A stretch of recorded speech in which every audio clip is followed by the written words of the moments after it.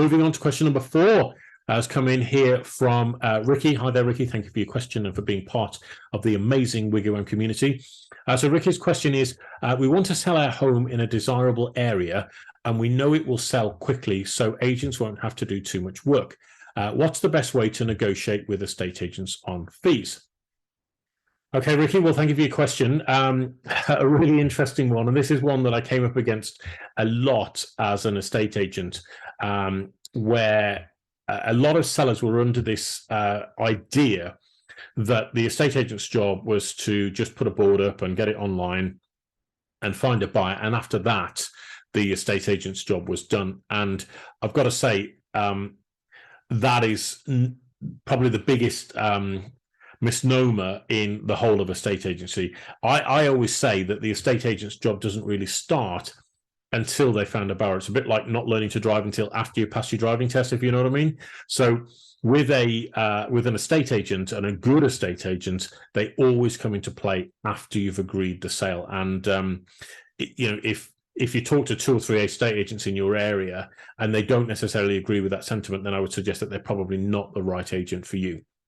Okay, because the skills of an estate agent are not just negotiating the deal, because if you have this house in the desirable area and you put it up for sale, a good estate agent will get you, you know, a really healthy price for that property, and that could be more than what you're actually asking for it on the open market, because they know they've got 2 or 3 people interested. They're going to encourage competition. They're going to encourage these buyers to bid against one another, and that could easily pay for any difference in fee that you have an expectation of paying and what the estate agent wants to be paid, if that makes sense. Okay, so I would always encourage anybody who's thinking of selling to always negotiate on service, never on price. Okay, what do I mean by that? Always negotiate on service, never on price. Well, as I say, the real skill of the agent is keeping the deal together once the deal's been agreed and getting it through to completion with the least amount of headaches and pitfalls and problems as possible. Okay, now let's say, for example, Ricky, your buyer comes along, they have a survey done on the property and they find out that there's 20 grand's worth of work to be done that they didn't expect. I'm not saying there is, I'm not saying there isn't, but let's say, for example, that gets flagged up on the survey. Now, that buyer could get very jumpy, they could pull out, and that gets particularly awkward when you found a property that you want to move to that, you know, you're desperate to get, and you've now got this wavering buyer who's, you know, a bit nervous about buying a property that there might be other things wrong with it, or maybe they can't afford that £20,000 worth of work, and they've now got to try and reduce down the purchase price that they're paying, but that doesn't work for you because you're, you know, maxed out on the price you need to achieve for yours, and it's a big jump to the next one. All of these variable scenarios, okay, can come to the fore, and it's about the estate agent that can step into the breach and keep that deal together and negotiate like crazy, sometimes over days or weeks or months, to keep that deal together and get it over the line as soon as possible. And I'm not saying they're going to be successful 100% of the time, but if you ask me, that's where the real skill is: getting you the best price, keeping the deal together, and getting it to exchange of contracts as quickly as possible. Okay, so always negotiate on the service, i.e., what are your expectations in terms of what you want for the estate from the estate agent, okay, and then get them to tell you what they provide as part of the service.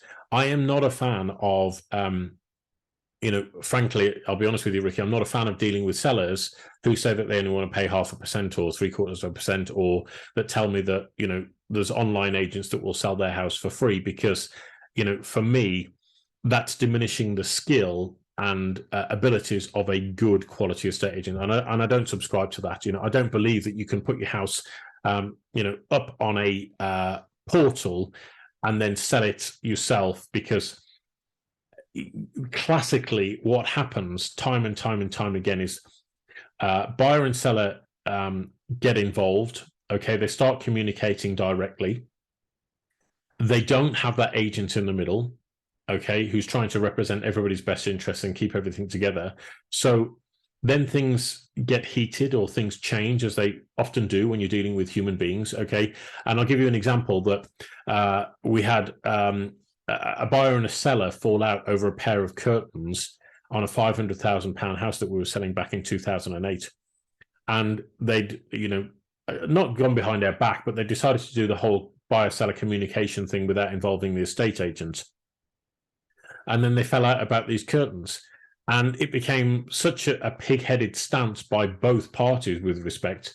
They dug their heels in the sand, and they were worth like 200 quid, but because it then became a matter of principle, the entire deal fell apart and they both lost several £1,000s in fees. Okay, so the reality is, Ricky, at the moment, a house has got a 1 in 3 chance of falling through for whatever reason. Okay, so if you're that 1 in 3, you could get your sale into solicitor's hands, you could be progressing for 6 weeks, and then the deal might fall through. Let's say there's a massive change in the economy. Let's say there's a 2008 banking crisis that comes along. Let's say there's a war that breaks out, for example. All these sorts of things could massively shift the economy or the housing market overnight and leave you high and dry. And if you spent out thousands of pounds in legal fees, mortgage broker fees, surveyors fees, etc., and the deal falls apart, you can kiss goodbye to that money. Okay, so there's a lot more skill that goes on with working with estate agents than, as I say, most people realize. And I think I do subscribe to the buy cheap, buy twice scenario. And I'll give you another example. When I was renovating, converting a barn many years ago, it was out in the middle of nowhere. And the one fine day we were up on the roof, and I was using this drill power tool set that I'd bought when power tools had just become sort of battery operated and you could do a reasonable amount of work before they needed recharging. And I had this drill, and I think it was from B&Q at the time or whatever. And I was using this drill, and I'll never forget, drilled into this piece of lath on the roof, okay, to put a screw in. And the drill just went, okay, just saw this smoke rise, the drill stopped, and I just went, great, Now the entire job stops for 2 or 3 days until I can get to another store, buy another drill, and start work again. Okay, now that drill set, I think, cost me something like, let's say it was 180 quid at the time, right? That was for a drill, a circular saw, and something else, right? I then went to the other end of the market and bought a DeWalt set. Okay, now I remember my old man taking the mickey out of me because this DeWalt set arrived. It was something like £600 or more that I paid for it, and there were 3 or 4 tools in there. It was like, oh, here you are spending money, flashing it about, blah blah blah. Okay, I didn't have a lot of money at the time, but I chose to invest in the right tools. Okay, that drill is still going strong now. That's several years later, touch wood. Okay, it practically built that entire barn on its own. It did so much work, drilling, well, I've got to be careful what I say here, but drilling and screwing, okay, and mixing plaster and all the rest of it. It did an incredible amount of work. And as I say, it's still going strong now. And I would, that is the difference between quality versus price. Okay, and that's why I say to you, negotiate on service, never on price.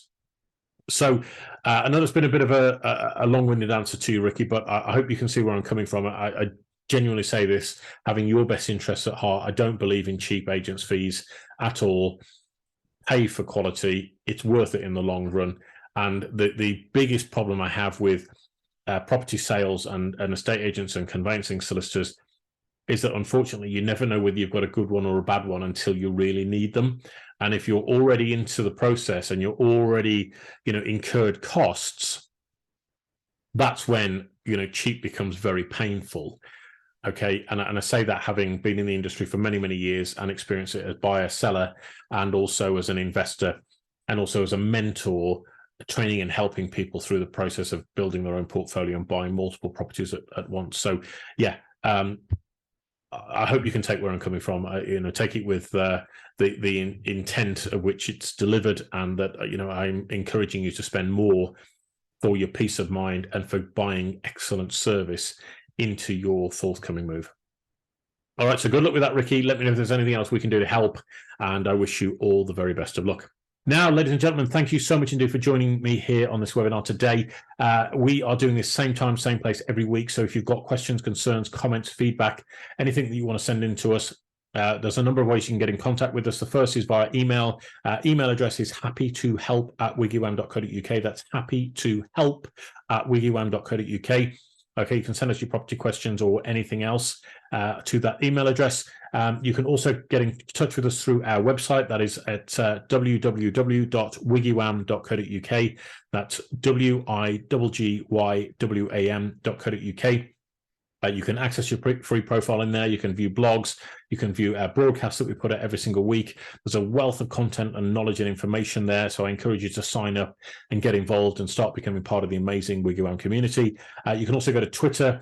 Our Twitter handle is @WiggyWam_UK. So that's @WiggyWam_UK, where you can, again, get in contact with us via Twitter and send us your comments, feedback, questions, and anything else that you may have. Also, if you'd like to be a guest on a future episode of our webinars and our podcast, by all means, please get in contact with us. Send us an email, happytohelp@wiggywam.co.uk. And if you just put in the subject there, podcast guest, we'd love to have you on, share some knowledge and expertise with their community. And I'll look forward to hearing from you all very soon. So thanks ever so much indeed for joining me. And I look forward to seeing you again on a future webinar and podcast very soon. Take care.